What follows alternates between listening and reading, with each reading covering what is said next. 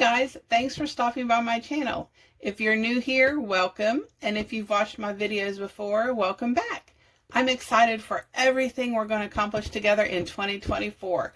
My name is Tanya, and I make budget and organizing videos with little tips and tricks that I'm learning along the way. I really started this channel just to hold myself accountable in my own journey, but I really do hope it inspires you to either start or stick with your budget journey. So I upload videos 2 times a week on Tuesdays and Saturdays. And fingers crossed, one of my goals in 2024 is to film shorts 2 times a week on Mondays and Thursdays. So let's get into today's video. I wanted to talk to you guys about my pantry and freezer challenge that I had done this month and things that I have learned, for me anyway, and just what it is, and yeah, little tips and tricks that I've learned along the way just this month alone. So sorry you heard that click. That was my washer clicking off. So anyway, I've already been at it this morning. So this is my water bottle,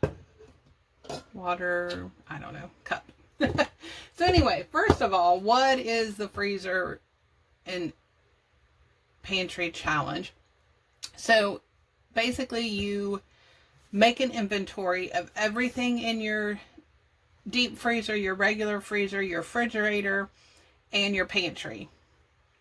And then you try to make menus. You can do it either weekly or monthly. I did mine for the whole month. And then I just went grocery shopping weekly because that's my budget. That's what I do. But anyway, and you try to use what you have on hand. I don't know. A lot of people try to do it to save money at the grocery store if they're tight that week or that month or whatever it is. This is one thing I learned during this challenge. Yes, it saved me a lot of money, but it also gave me the budget to restock or to refill my pantry and my deep freeze, that kind of thing, because you want to.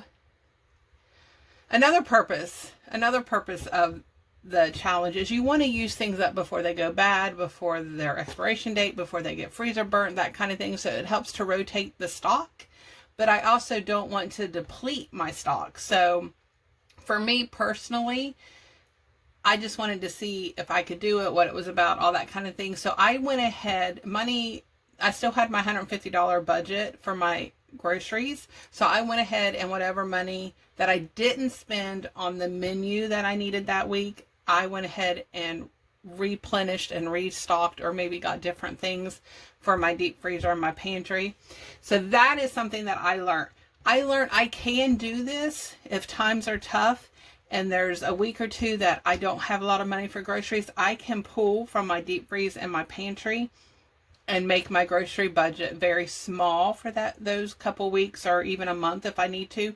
So that is also something I learned. I can do that, but I didn't want to do it this time to deplete all of my supplies, if that makes sense. So I went ahead and used the money that I wasn't using, that was still in my grocery budget, to restock and replenish. I hope that makes sense. But anyway, so it did give me the confidence to know that I can do this if times are tough and I need to do it for a little while. I can do it. So that is a good thing. So the other thing I learned is, for me personally, I have, at the end of the day, a long work day. I do great in the mornings. I'm very motivated in the mornings before I go to work. At the end of the day, I'm not. I'll just put it out there. I am not motivated, okay? So decision fatigue is real for me. Like, I don't want to have to decide one more thing when I'm done with work. So the menu planning is key for me, because I don't have to make that decision at the end of the day. I already know what I'm going to make for dinner, or what we're going to have for dinner. Another thing that goes hand in hand with that is meal prep. Meal prep is essential. And I don't even do it, like, I don't have to do it one day and meal prep for the whole week, I like to do it in the mornings. Like at night before I go to bed, I will look at my menu and see what I'm going to have the next day. And I will lay out whatever meat I need if it's in the freezer. And then the morning before I go to work, it works out so much better for me if I can meal prep anything I can for that meal. Whether it's go ahead and fry up the hamburger for spaghetti or whatever it is, it makes it so much easier. So when I get home, there's less steps, and that stress, I don't have to be stressed out, because you guys know, I've told you before that my husband gets up really early and goes to work early, but he goes to bed really early as well. So I might have, I'm going to say 15 to 30 minutes with him when I get home before he goes to bed. So it makes it really, really hard and really stressful for me personally to get dinner done before he's ready for bed. So for me personally, I like to meal prep in the mornings before I go to work, whether it's throwing something in the crock pot or going ahead and getting whatever steps I can get done, and then just finishing it off at the end of the night. I found for me that works great, and it's so much less stressful. So that's another thing I learned through that challenge. And also I learned, I have known this for years. My husband does not like to eat leftovers. He just doesn't. He's not a leftover kind of a guy. Some people love, I can eat leftovers. It don't bother me for 2 or 3 days, but he does not.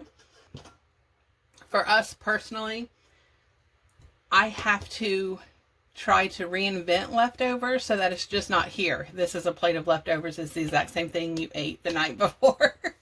So what I've done, and it has worked out really well, is for instance, like I will menu plan spaghetti and meatballs. I'll go ahead and fry up the hamburger, because I do like to have a little bit of hamburger in the sauce. And then I'll put meatballs in there, and I will cook them in the crock pot. And then when I get home, all I have to do is make the spaghetti noodles. So that's one meal. And then what I do with the leftovers is I go ahead and, if it's going to be a week, then I'll go ahead and put my sauce and my meatballs, my meat mixture with my meatballs in the freezer so that they can stay frozen and good. And when I'm ready to use them, I will pull them out and I will make meatball subs and just toast my sub a little bit, my bread, and then I'll put on the meatball sauce and add some mozzarella cheese. So I'm reusing that sauce, meat sauce, and meatballs together. I'm reusing that, but I'm making it into a completely different meal.